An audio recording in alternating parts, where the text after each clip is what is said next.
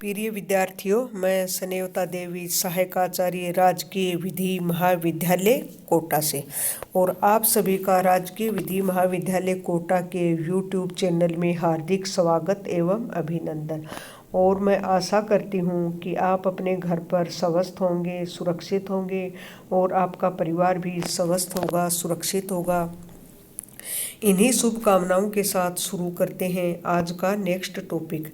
जैसे कि पिछले टॉपिक में अपना चल रहा था, वो एक लेक्चर में अपना कंप्लीट नहीं हुआ था, उसी को आगे बढ़ाते हैं।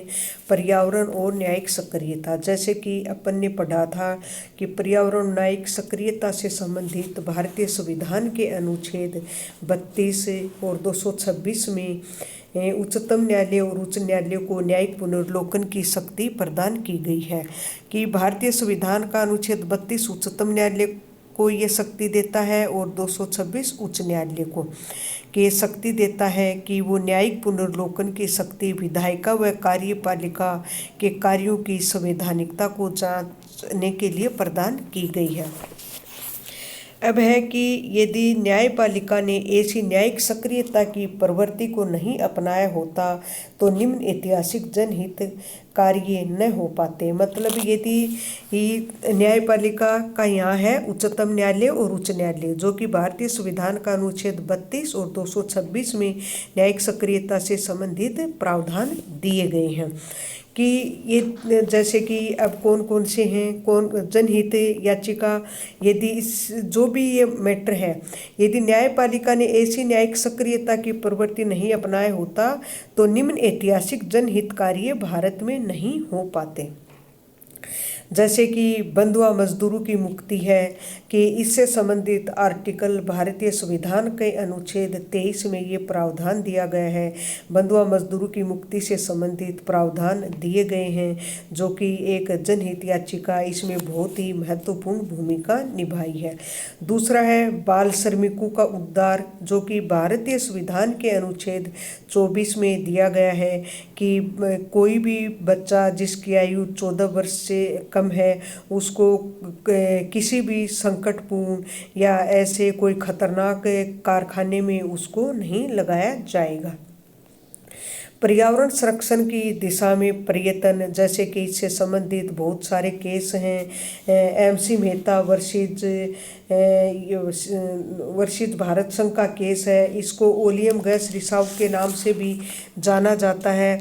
उस केस में उच्चतम न्यायालय ने दिल्ली के जो आवासीय क्षेत्र में स्थित Shriram food and fertilizer industries की जो एक इकाई ओलियम नामक खतरनाक गैस का उत्पादन करने से रोक दिया गया था, क्योंकि कंपनी उन सभी रक्षा उपायों को नहीं अपनाती जो गैस को निकलने से रोकने के लिए युक्त आवश्यक है। इंडस्ट्री के कारखाने से ओलियम गैस के रिसाव के कारण आसपास के निवासियों एवं कंपनी के श्रमिकों व कर्मचारियों को हानि पहुंची थी। ये MC मेहता वर्षित भारत संघ वो श्रीराम फर्टिलाइजर एवं भारत संघ का वाद है। फिर इससे आगे क्या है, मानव को गरिमा के साथ जीने का अधिकार। मानव को गरिमा के साथ जीने का अधिकार मेनका गांधी वर्षित भारत संघ का वाद है। उसमें उच्चतम न्यायालय में ये कहा था कि एक व्यक्ति को न केवल स्वच्छ वातावरण चाहिए बल्कि गरिमापूर्ण जीवन जीने का अधिकार है। तो यदि गरिमापूर्ण जीवन जीने की बात करते हैं तो गरिमापूर्ण जीवन के अंतर्गत स्वच्छ वायु, अच्छी वायु, शुद्ध हवा, शुद्ध पानी, मतलब बहुत सारा इसके एक्सप्लेन करें तो ये बहुत इम्पोर्टेंट है और बहुत ही लंबा है। गरिमापूर्ण जीवन के अंतर्गत एक व्यक्ति को जो कि बहुत ही अच्छी ज़िंदगी जीने के लिए सब कुछ इसके अंतर्गत आ जाता है। फिर है प्रदूषण मुक्त जल एवं वायु के उपभोग का अधिकार। एक सुभाष कुमार वर्षित बिहार राज्य का केस है, उसके अंतर्गत ये कहा गया था कि व्यक्ति को प्रदूषण मुक्त जल एवं वायु के उपभोग का भी अधिकार है, जो कि ये पर्यावरण से ही संबंधित है। फिर है निःशुल्क विधिक सहायता सहायता, निःशुल्क विधिक सहायता, इससे समझ जो कि नीति निर्देशक तत्वों के अनुच्छेद 39 क के अंतर्गत भी है। निःशुल्क विधिक सहायता प्राप्त करने का अधिकार है। प्रत्येक राज्य का भी दायित्व है कि वो प्रदान करे भारत के नागरिक अपने नागरिकों को। इससे संबंधित एक केस है हुसन आरा खातून का मामला। फिर है शीघ्र परीक्षण का अधिकार।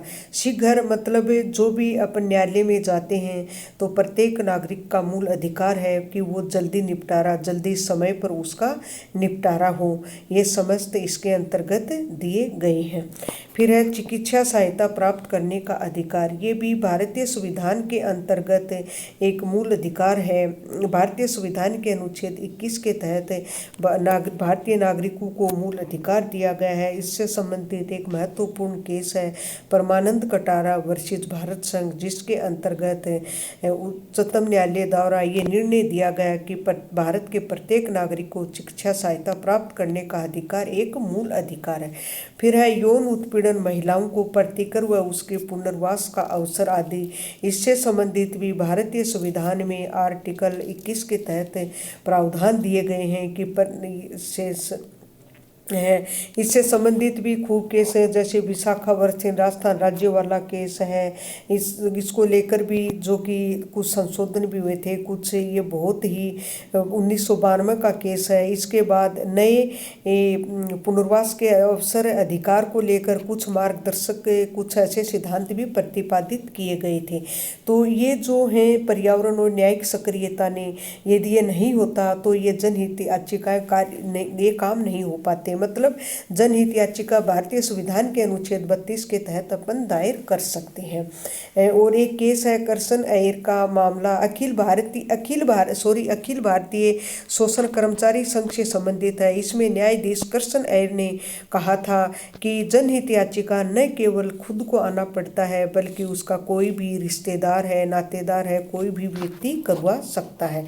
मैं आशा करती हूँ कि ये टॉपिक आप समझ पाए होंगे। इसी के साथ आप सभी को धन्यवाद।